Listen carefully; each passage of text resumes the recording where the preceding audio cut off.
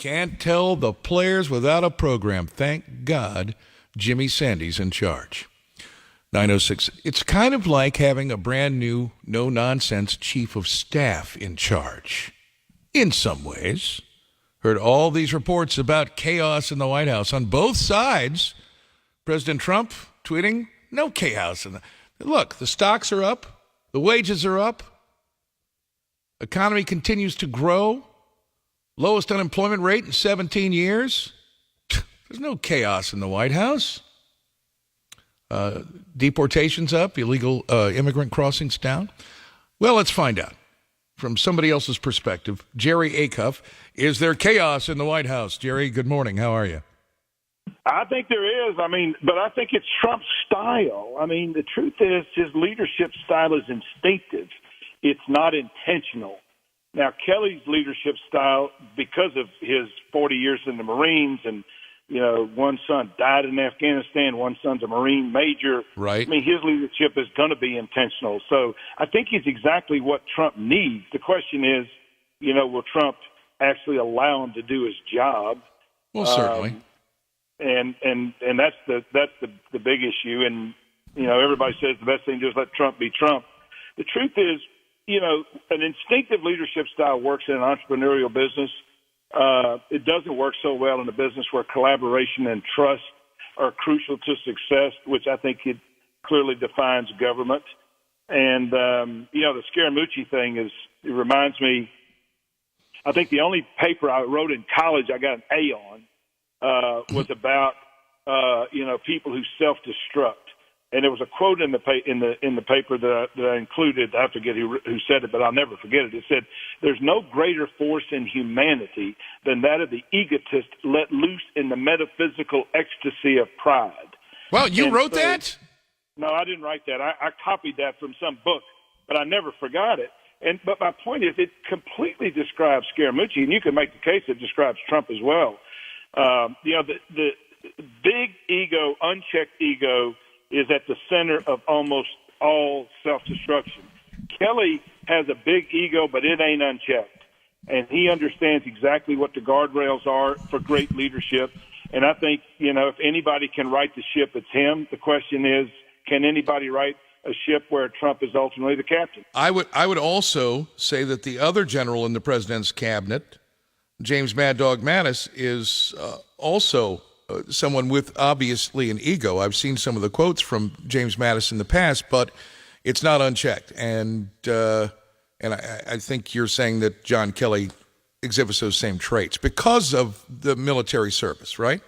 Right. Yeah. Well, it's for both of those guys, it's 40 years of getting people to do things where they're risking their lives. Where, if you watch A Few Good Men and listen to Nathan Jessup at the end of that thing where he said, you don't like me on that wall, but you want me on that wall. And if people don't do what they're told to do, people die. And that's what they understand. They understand how important it is for people to actually do what they're supposed to do. The other thing that I would say, and, Trump's lost 14 people here since he started. The truth is, it's not the people you fire that ruin you, it's the people you don't. And as soon as if you're a good leader, as soon as you understand that somebody can't do the job, won't do the job, or is a bad fit, and I would submit to you, Scaramucci was all of those things, you got to get rid of them. And I think that the truth is, Trump's not great at hiring people. It's taken him a while to figure out exactly what is the right kind of fit. I think Kelly, seems to be exactly what the doctor ordered. But again, the telling tale will be, will Trump let him do what he is capable of doing? Well, I think the change of chief of staff was an excellent shot. And I made this point earlier this week somewhere else that Reince Priebus, from the very beginning, he may have been implanted by the establishment RNC just to keep an eye on Donald Trump. And he wasn't a Trump supporter. In fact, asked the president to back out before the election after the Access video, talking about groping women and all the rest. And then all of a sudden, when it was clear that the delegates wanted Donald Trump as their representative in the presidential election, Reince Priebus stuck his finger out, felt the wind blow, and said, "I better hop on the Trump train, or I'm lost." And and as far as him being a source of the leaks, there's no definite proof of this. But I got to tell you, he's out on Friday and Sunday in the Washington Post. There's a story about the president dictating Donald Jr.'s response to the interview with the lawyer in the Washington Post. That has disgruntled employee written all over it, Jerry. Yeah, listen, if two people tell you you're drunk, lay down. And the reality is, that there's a high degree of probability. The thing you got to remember, this really comes down to, as a leader, do you know how to hire the right people or the wrong people? Priebus is a good man, and Trump would not have been elected, I don't think, without him, because he's the one who actually marshaled the ground, game that Trump didn't have. And I think Trump hired him sort of out of gratitude, not out of, is this guy have the skill set necessary to do what I need to do? Now, in Trump's defense, at the time that he did that, he didn't really know what it took to run an organization like the one he's running now. And I would submit to you that his, what I call presidential IQ, is still vastly underdeveloped. And I would expect, look, Trump's a lot of things. He's not incredibly stupid. He's got poor judgment at times. He's got an ego the size of, not only Manhattan, but New York. But he's not stupid. And I think over time, he's going to understand what it takes to actually do this and do it right. And I think all those things that you talked about in the lead-in, where you talked about the things that are going right, are absolutely true. And if he lets himself get out of the way on some of these things, and takes the guidance of people like Kelly. Look, we all need a mentor. I have 3 mentors, and I'm one of the top sales experts in the world. I run a very successful consulting company. We all need people that we like, trust, respect, and admire to tell us what the heck to do. And Trump historically has relied on one person to do that, Trump. Occasionally his son-in-law, occasionally his daughter. But he's got to get people around him who truly can help him get better. And if he learns that, he'll be a far better, more effective president.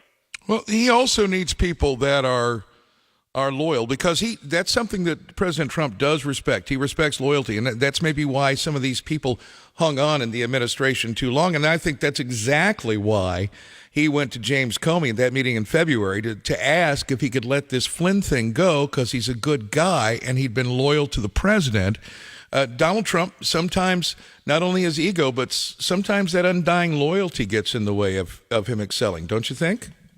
Oh, absolutely. And I think that's why he brought in, Scaramucci. And so the challenge, though, is that, you can be loyal to somebody, but if you're trying to engender trust, if you're trying to engender loyalty, then being unpredictable and sort of having his beliefs about his own instincts can be truly problematic. I mean, when he undermines people, and I don't think he does it intentionally, I think he does it instinctively, he's got to understand that behavior has consequences.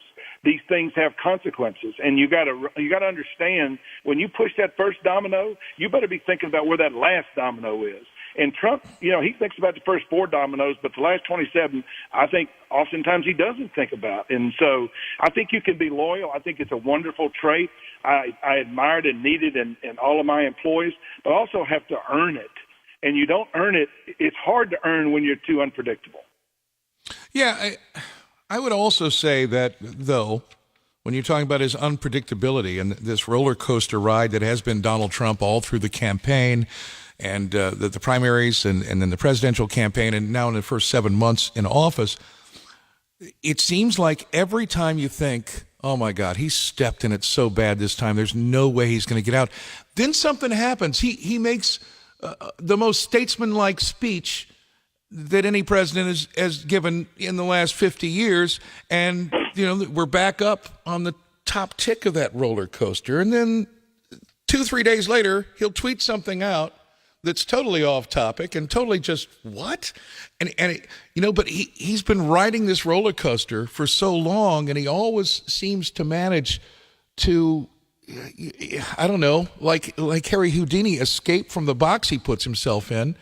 That's a pretty amazing thing, is it not? Yeah, I mean it's resilience personified, but it's not only resilience. It's I will persist until I succeed, and he does have this gene which makes him prone to making sort of some incredible blunders, but he also has this gene to recover and to not let it bother him. The other thing I think he understands that I think a lot of people don't understand is American people, by and large, certainly the ones who voted for Trump, are very forgiving.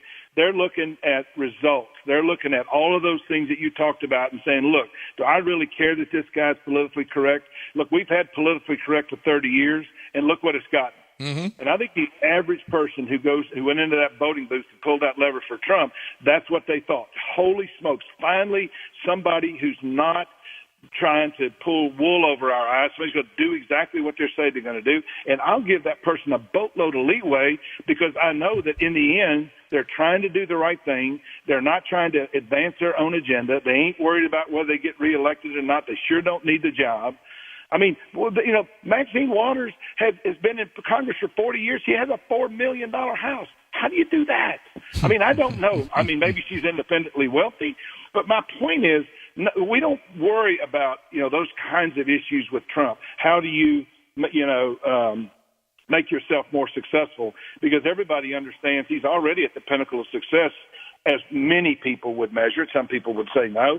But the truth is that, he has a level of trust with his base that people give him an awful lot of latitude, and it enables him to have this sort of resilient recovery by simply doing something that truly is presidential. Look, this guy's got greatness in him. We all do. And when he lets it shine for his base, it's magic. Yep.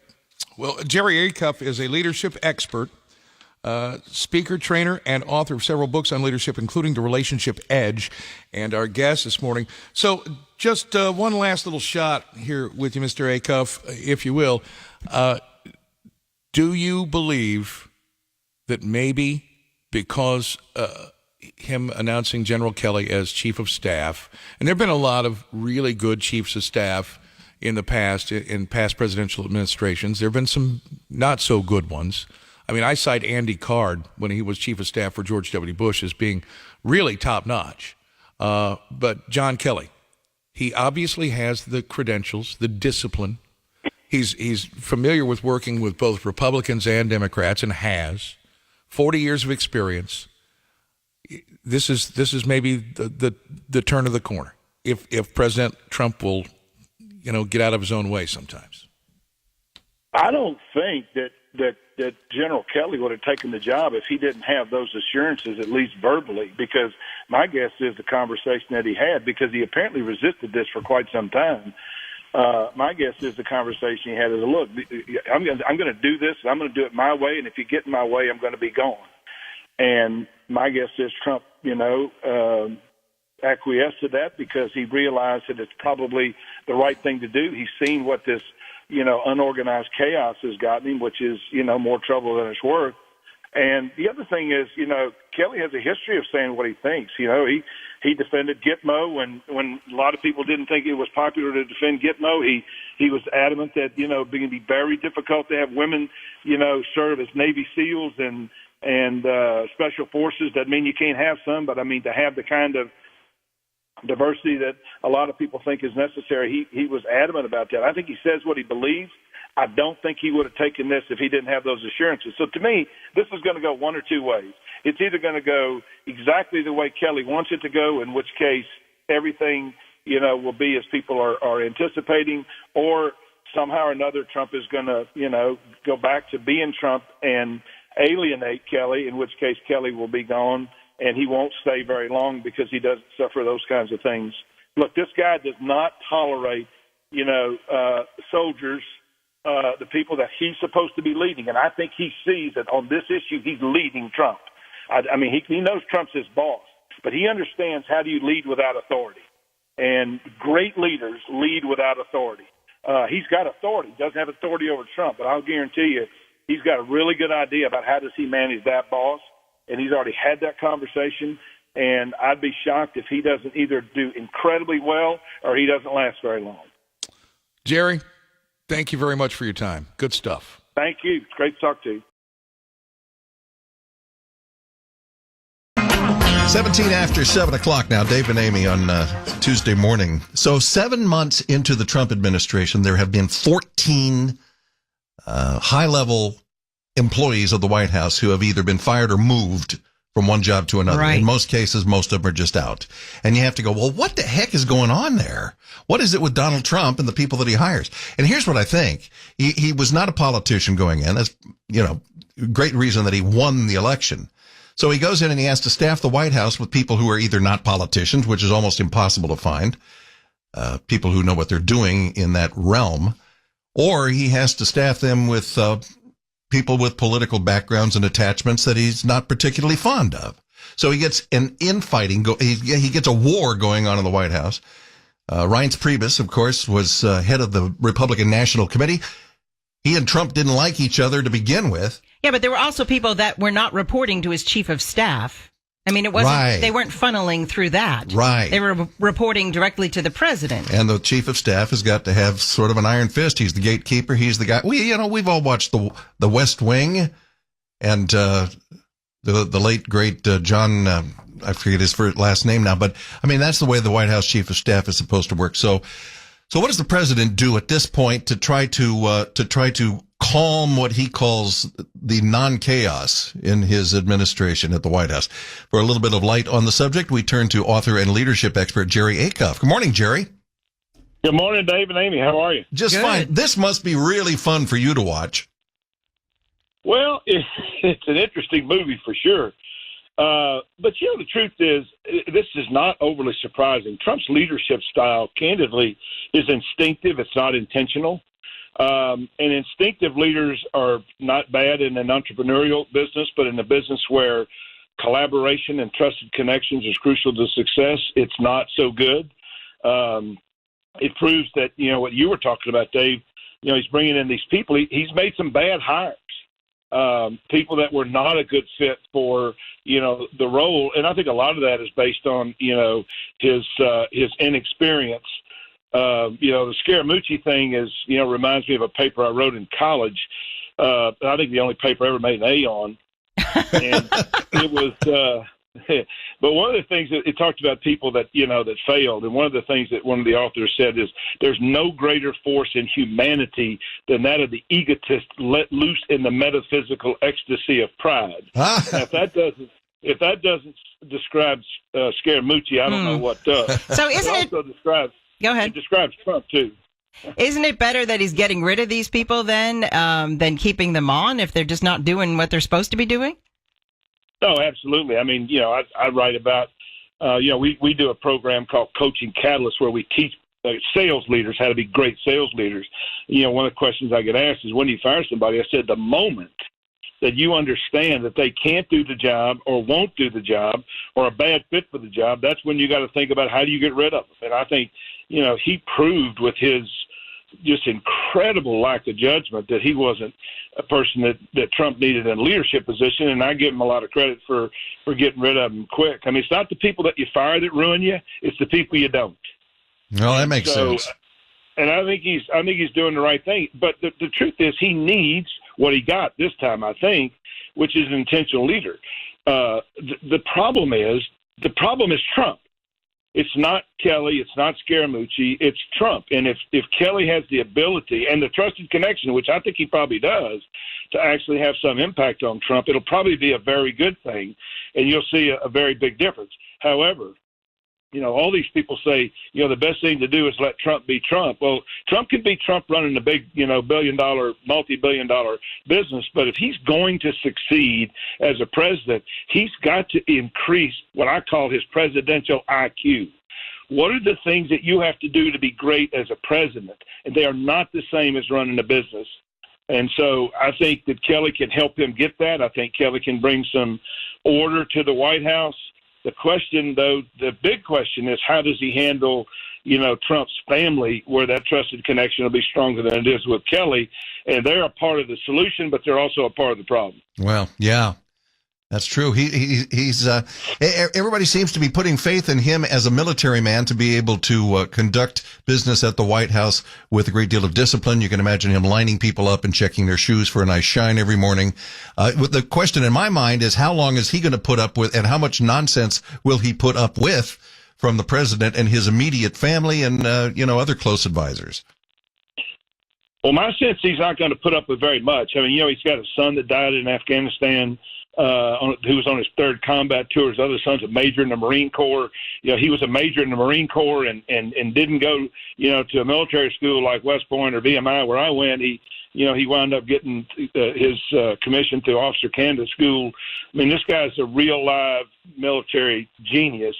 And my guess is he went in with some assurances that he wasn't going to have to put up with a whole lot of shenanigans. And my guess is if he winds up having to put up with a lot of shenanigans, he'll show himself the door because he seems to be a man of real character. The thing is, character matters. I mean, character really matters. And I think that in this position here where you have the say of who sees the president, who doesn't see the president, all these things that you can influence, you've got to have people who have real strong constitutions. And, people that have historically been in politics are usually, far more flexible than we'd like them to be, which I think is part of Reince Priebus's problem, though I think he's a very smart guy, and Trump would not have been elected without him, and I think that's why he got the job. But I think in this role, you need somebody who has the backbone of a Leon Panetta, somebody who really does understand, what it takes and has the wherewithal to look the president in the face and say, look, you may want to do this, but it's the wrong thing, and I'm telling you that. And this guy will do that. All right. Well, we appreciate your expertise this morning. Thank Author you, and leadership expert Jerry Acuff. He's written several books, including The Relationship Edge. Well, General Kelly is taking over now.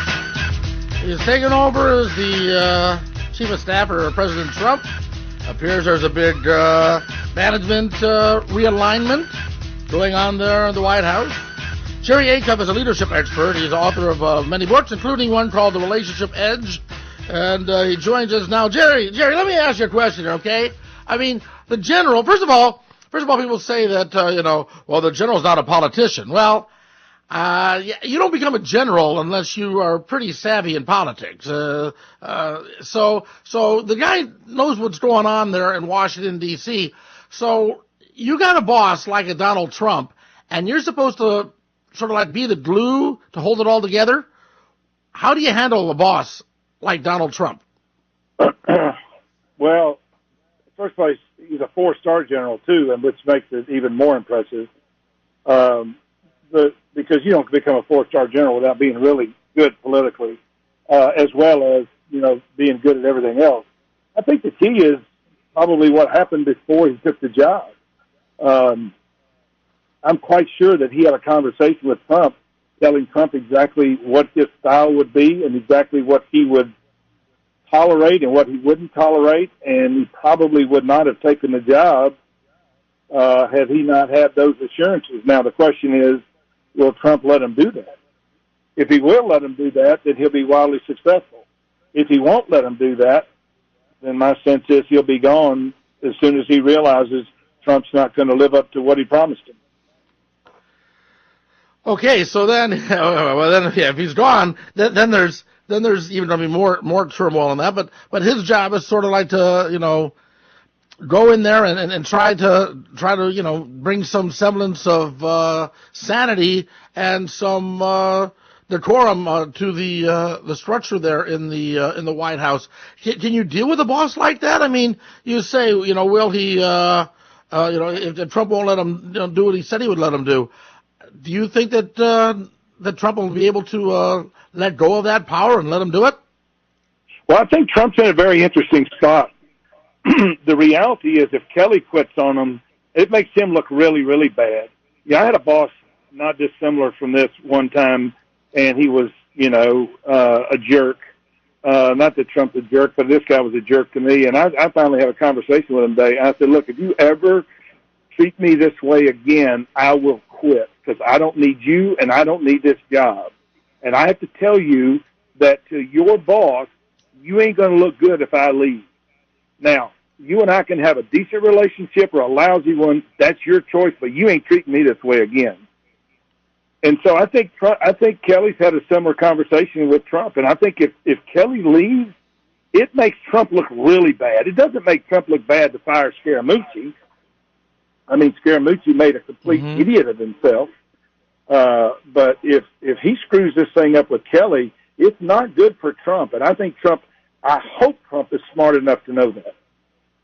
Do you think, at this point in time, though, do you think that, maybe even going to the story you told about your former boss, does his ego take over as opposed to his sense of planning and saying, yeah, this will make me look bad? In other words, does Trump let his personality be in the type that would actually be looking that far in advance to say, yeah, if I don't do what the general says here, it's going to make me look bad? Or does his ego say, wait a second, I'm the one in charge, he does what I say? Well, that depends on the size of your ego, and I think we all can guesstimate that Trump's ego is pretty good. The interesting thing about ego is that unchecked, big ego is not bad. Unchecked ego is what is at the center of all self-destruction. And so if indeed Trump does wind up self-destructing, as Scaramucci did, it'll be because he has an unchecked ego. Now, I'm hoping that his presidential IQ is being elevated as he goes through these lessons, and he understands that if he doesn't bring some order to the White House, if he doesn't find people that he can learn from that can help him be a more effective leader in this kind of leadership role. You see, the challenge here is Trump is an instinctive leader. He's not an intentional leader. And Kelly is all about being an intentional leader because he knows that if people in his business as a four-star general don't do what they're told, people die. So he understands the criticality of order and of making sure that people are doing things the way they're supposed to do them. Trump has never had to do that. I think he's probably learning that he needs to do that, and that's why he surrounded himself with some of these generals. But I think only time will tell whether his big ego becomes an unchecked ego and ultimately causes his own destruction. We're speaking with Jerry Acuff. He's a leadership expert, author of many books on leadership, including the one called The Relationship Edge. So let me ask you about this. How do you build a relationship right now with a leader like Donald Trump? I mean, Donald Trump, on one minute he's praising you, and the next minute he's kicking you out the door. How do you build an actual relationship like that? I mean, loyalty, it needs to be a two-way street, and with Donald Trump it seems to be all one way. Well, almost all great. We have a program we call Coaching Catalyst, where we teach sales leaders how to be a great coach. And one of the things that we teach them is how do you build a trusted connection with somebody. And I think what Kelly has already done is he's way down the road towards building a trusted connection.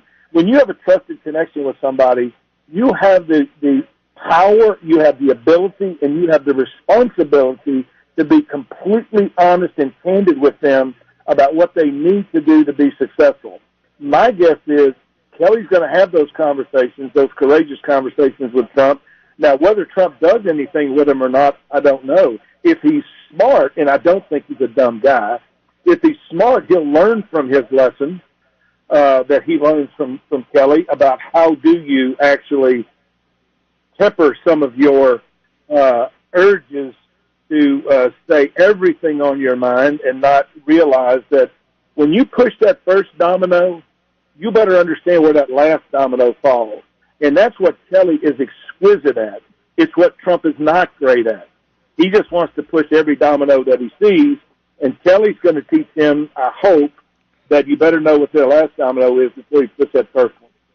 But you do that by being courageous and honest with them, and then clear that if you don't have that kind of relationship and if you don't get that kind of behavior change from him, you ain't going to stick around. Let somebody else do it.